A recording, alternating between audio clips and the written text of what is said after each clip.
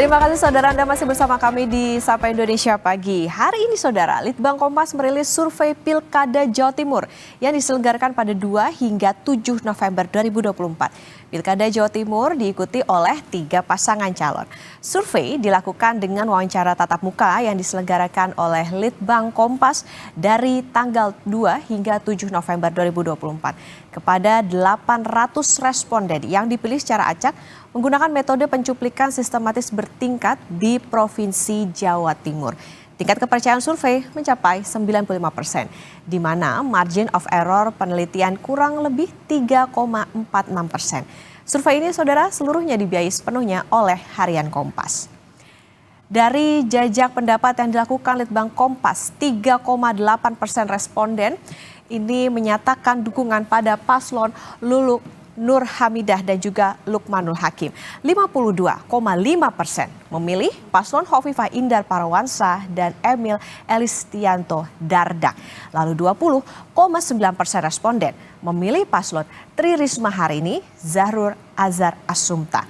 Sementara 22,8% responden masih belum menentukan pilihan atau tidak tahu.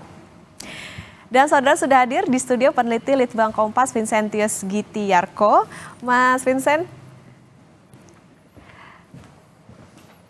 Ya, selamat pagi. Halo, Mas Vincent. Selamat datang di Sapa Indonesia Pagi. Mas Vincent, angkanya sudah muncul. Ini hasil terbaru jajak pendapat di Litbang Kompas. Faktor apa sebetulnya yang mempengaruhi responden memilih dan keluar angka-angka ini? Oke, Mbak. Dari angka ini sebenarnya pertama kita bisa melihat di balik ini adalah pertama-tama popularitas calon. Artinya keterkenalan dan juga pengetahuan responden atau calon pemilih Jawa Timur ini terhadap calon-calon yang ada gitu ya.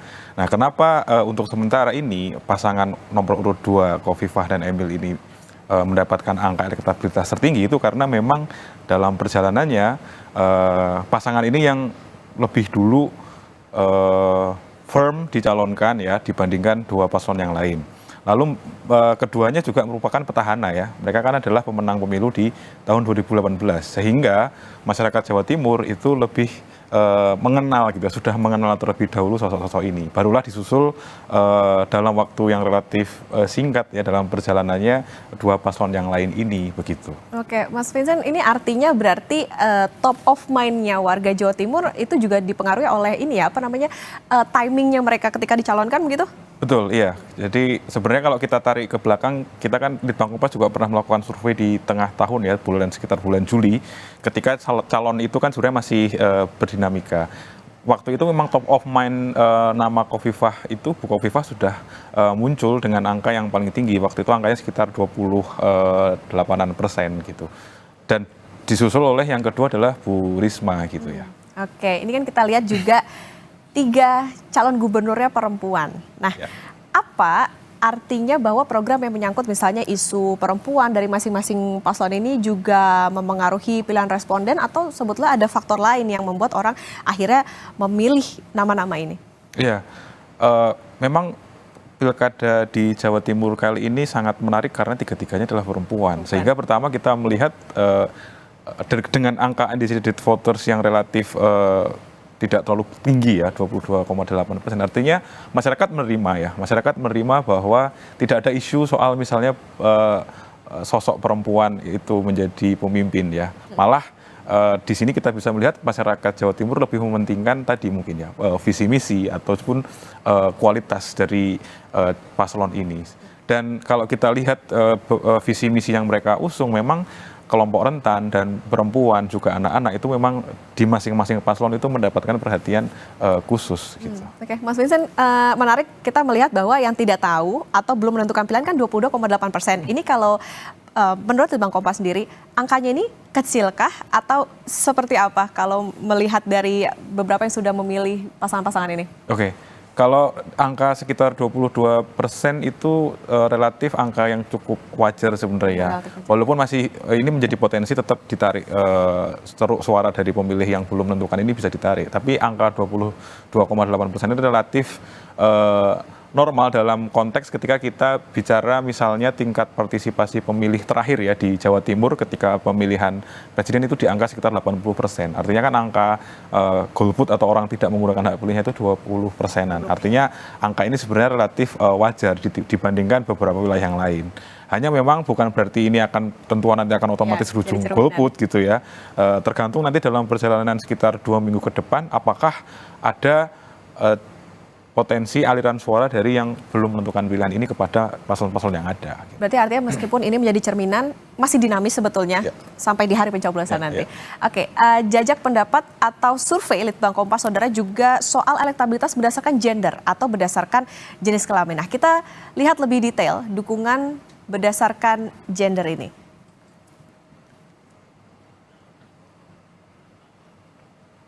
Nah, Mas Vincent mungkin ada yang bisa dijelaskan terkait dengan ini, apa sebetulnya mungkinkah ini ada hubungannya kah antara gender dengan pilihan mereka untuk memilih cagup dan cawagup masing-masing ini?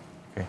Kalau kita bandingkan ya secara angka itu memang kecenderungannya mirip ya, artinya baik itu responden laki-laki dan responden perempuan, aliran suaranya terhadap ketiga paslon ini relatif mirip kecenderungannya. Hanya memang kalau kita perhatikan lebih detail, ada selisih yang relatif terlihat di pasangan nomor urut 2 ya, Bu Khofifah dan Pak Emil ini mendapatkan suara yang cenderung lebih tinggi di pemilih perempuan.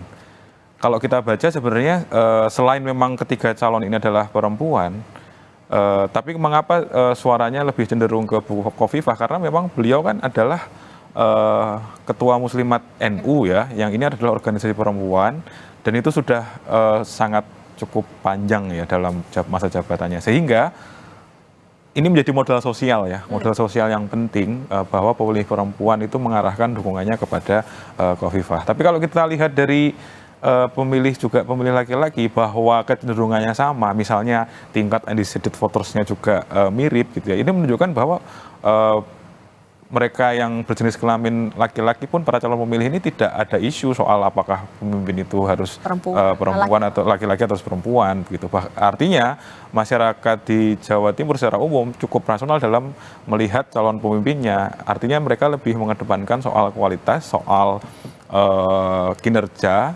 dibandingkan isu-isu yang lebih primordial soal gender misalnya. Gitu. Lagi-lagi balik soal yang di awal tadi bahwa ketokohan itu sebetulnya sangat mempengaruhi bagaimana orang bisa memilih cagup-cagupnya. Nah, saudara, kami bacakan terlebih dahulu dari pemilih laki-laki ini 4,8% mendukung Lulu Nur Hamidah dan juga Lukmanul Hakim. Nah, lalu 49,6% mendukung Khofifah dan Emil Elistianto Dardak. Kemudian 22,6% mendukung Tri Risma Haraini dan Zahrul Azhar Asumta. Sementara 23,1% belum tahu akan mendukung siapa. Nah, dari pemilih perempuan saudara 2,8% mendukung paslon Lulu Nur Hamidah Lukmanul Hakim. Lalu 55,4% mendukung Khofifah Emil Elistianto Dardak. Kemudian 19,3% mendukung Tri Risma Haraini, Zahrul Azhar Asumta. Sementara 22,6% belum tahu akan mendukung siapa. Nah, Mas, kan ini juga yang menarik tidak hanya soal bagaimana personal pemilih untuk memilih cagup dan cagup ini, tapi juga soal dukungan dari parpol. Sebarannya seperti apa kalau di Jawa Timur? Oke, kalau kita bicara soal parpol memang menarik ketika melihat kalau dari sisi, kita mungkin mulai dari Bu Lulu ya, yang paslon nomor 1 gitu, nomor 1. Nah, ini sebenarnya kan paslon ini diusung oleh PKB. Tapi mungkin karena memang dinamikanya menjelang pendaftaran ini banyak isu gitu ya, artinya PKB mungkin belum menggunakan mesin-mesinnya secara kuat sehingga malah pemilih PKB sebenarnya tetap melimpahkan suaranya kepada Khofifah. Dibandingkan misalnya komposisi soliditas partai-partai KIM ya yang mengusung paslon nomor urut 2 ini memang kalau kita lihat di balik angka ini memang lebih cenderung sudah mengerucut ke paslon yang diusung yaitu paslon nomor 2 Khofifah dan Emil. Nah, terakhir itu kita melihat PDIP ini juga menjadi menarik karena ternyata PDIP ini dalam situasi yang sekarang sementara terbelah Artinya sekitar 45% suaranya cenderung ke nomor 2, Bu Khofifah dan Pak Emil, sementara Tri Risma Maharini dan Gus Hans ini mendapat angka sekitar 40% dari pemilih PDIP. Artinya kalau kita bicara parpol itu sementara ini yang terlihat solid itu adalah memang Kim ya di Jawa Timur gitu. Oke, kalau tadi bicara soal bagaimana parpol itu artinya masih punya peranan penting untuk bagaimana keterpilihan para cagup dan cagup ini. Kalau di Jawa Timur sendiri dilihat pola pemilih atau daerah-daerah itu seperti apa sih Mas? Adakah kecenderungan misalnya bagaimana mereka melihat patronnya atau seperti apa dalam rasionalitas mereka dalam memilih ini? Ya, kalau dari hasil survei sih memang secara persepsi masyarakat melihat pertama-tama memang tadi ya kualitas lalu juga kinerja begitu ya. Tapi kalau kita bicara lebih detail tentu faktor wilayah Jawa Timur yang basis basis masyarakat Islam NU-nya kuat itu tentu sosok-sosok lokal itu akan menjadi penting karena dalam pencalonan ini kan juga bagian dari mengenalkan ya atau memperlihatkan bahwa ini adalah calon yang didukung. Itu tentu akan berdampak secara signifikan nanti terutama di menjelang akhir-akhir ya. Artinya tokoh-tokoh lokal memang dalam pilkada tentu menjadi sangat berpengaruh untuk mengarahkan dukungan gitu. Termasuk tokoh-tokoh lokal yang di partai. Makanya ketika partai-partai yang mengusung ini mungkin masih ada yang belum solid, itu maka pertanyaan besarnya adalah bagaimana tokoh-tokoh lokal yang menjadi kunci dari partai-partai ini bisa menggerakkan mesin-mesin itu. Kalau memang masih terbelah, nah itu yang masih menjadi pertanyaan apakah sudah berjalan dengan baik atau belum gitu. Oke, kalau secara kewilayahan gitu Mas, karena kan Jawa Timur dibagi menjadi 4 tuh. Nah itu seperti apa penjelasannya? Oke, kalau kita bicara sebenarnya ya karena angka sementara ini Bu Khofifah 52% hampir di semua wilayah ya. Kalau kita bagi 4 misalnya di Matraman itu bagian barat, Mataram, lalu Arek itu yang Surabaya Raya ke bawah, lalu Pandalungan dan Madura memang suaranya cenderung mengalir ke Bu Khofifah ya. Merata Khofifah. Tapi memang persaingan cukup sengit itu terjadi di wilayah Arek ya, yang Surabaya Raya dan juga sedikit ke bawah Malang dan mungkin sebagian kecil di Pasuruan. Ini karena memang kan secara basis pemilih partai wilayah ini memang basis pemilihnya adalah basis suaranya adalah PDIP. Yang pertama, lalu yang kedua adalah Bu Risma sudah pernah menjabat sebagai wali kota Surabaya sehingga secara personal mereka tentu sudah pernah mengalami sosok Bu Risma ini menjabat secara langsung sehingga seperti itu. Tapi kalau kita bicara keseluruhan memang angka yang 52,5% ini ternyata memang sudah menembus berbagai wilayah tadi ya, kecuali tadi misalnya kita bicara Arek itu masih menjadi wilayah yang menantang ya untuk persaingannya. Artinya perebutan suara juga masih bisa terjadi lah ya, masih dinamis ya Mas? Iya tentu.